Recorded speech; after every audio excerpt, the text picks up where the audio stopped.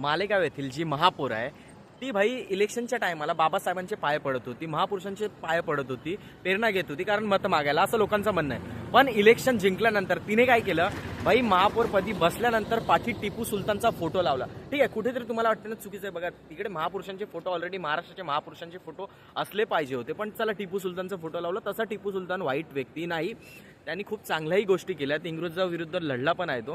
ठीक आहे, काही गोष्टी चुकीच्या, पण तो थोडा एक प्रकार तुम्ही इतिहास बघाल, इतिहासाचा अभ्यास कराल तर तो काही योग्य व्यक्ती. पण त्यावरनं आता मुंबईमध्ये हे जे अमित साटप भाजपचे आणि आमचे नवीन महापौर, त्यांनी डायरेक्ट मागणीच केली ना, रस्त्याला टिपू सुलतानचं नाव द्या. त्याबद्दल पण बोला ना मित्रांनो, त्याबद्दल का नाही बोलत? ते तर हिंदूवादी लोक आहेत, हिंदुत्ववादी पक्ष आहेत, त्या पक्षाने टिपू सुलतानच्या नावाची मागणी का केली रस्त्यांना द्यायचं? हा पण कुठेतरी प्रश्न निर्माण होतो ना. कुठेतरी आता बोलतात हिंदुत्व, तर हिंदुत्व पकडून चालत नाही.